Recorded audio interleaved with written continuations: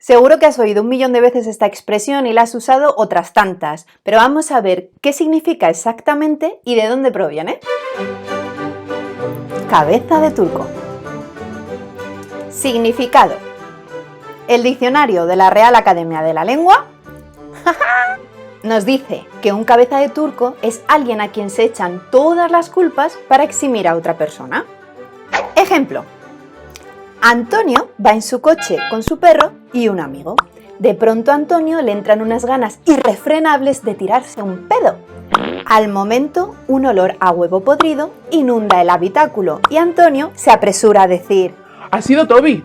Claramente Antonio ha utilizado a Toby como cabeza de turco, porque le ha utilizado para echarle las culpas y por consiguiente exculparse a sí mismo. Vaya con Antonio, menuda pieza está hecho. Para conocer el origen de esta expresión tendremos que remontarnos a la Edad Media y hablar brevemente de un tema que nos habéis pedido a través de los comentarios, las cruzadas. En 1905 la Iglesia Católica, con el Papa Urbano II a la cabeza, convoca la primera cruzada con el fin de luchar contra los turcos y reconquistar Tierra Santa. Alerta por dislexia. Paramos el vídeo un segundo porque acabo de decir año 1905 y eso no tiene ningún sentido. En el año 1905 hubo elecciones en España. Caen los conservadores de Raimundo Fernández Villaverde. Se alzan con el poder los liberales de Montoro. Eso sí ocurrió en 1905. Las cruzadas comenzaron en el año 1095 y esta vez lo he dicho bien a la primera. Así que seguimos con el vídeo. La campaña de marketing del Papa para conseguir reclutar el mayor número de soldados posibles se basó en publicitar que los turcos eran poco menos que el demonio encarnado. Todo buen cristiano debía dejar su vida atrás para ir a matar turcos, servir a Dios y librar al mundo del Islam. Cuanto más turcos matasen, mejor cristianos serían. Uy, y si la misión era tan importante, por lo menos estaría bien pagado esto de ir a servir a Dios. A cambio de alistarse en los ejércitos, se les ofreció indulgencia plenaria a todos aquellos que acudiesen a las cruzadas y la salvación a aquellos que muriesen en combate. O sea, que solo por ir a matar turcos se te perdonaban todos los pecados y ya si además morías en combate, la Iglesia te concedía el Fast Pass para ir al cielo sin escalas. ¡Oh, un chollo!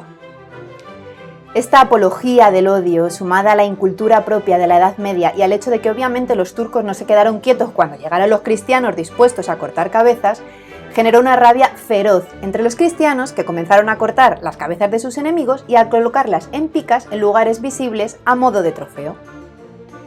Odiar a los turcos se puso tan de moda que en pueblos y ciudades se popularizó un juego que consistía en golpear a un muñeco disfrazado de turco. Le daban de palos y el chaval que consiguiera arrancarle la cabeza ganaba un premio. Llegó un momento en el que se les consideró tan rematadamente malvados que se les culpaba por cualquier desgracia que sucediese. Si un rayo quemaba un granero, la culpa era de los turcos. Si te pegaba una coz un caballo, la culpa la tenían los turcos. Si te salía un grano en el culo, ¡me cago en los turcos! De modo que si Antonio hubiese ido en su coche con su perro y con su amigo en algún momento entre el siglo XI y el siglo XIII, ¿quién se habría llevado las culpas del pedo? Pues es obvio, ¿no? Un turco. ¿Te gustaría conocer el origen de alguna otra expresión cotidiana? Pues coméntamelo y me pongo manos a la obra para contártelo en un vídeo. Nos vemos en el Ágora. Hasta pronto. Un abrazo a todos los disléxicos. Os quiero y os entiendo.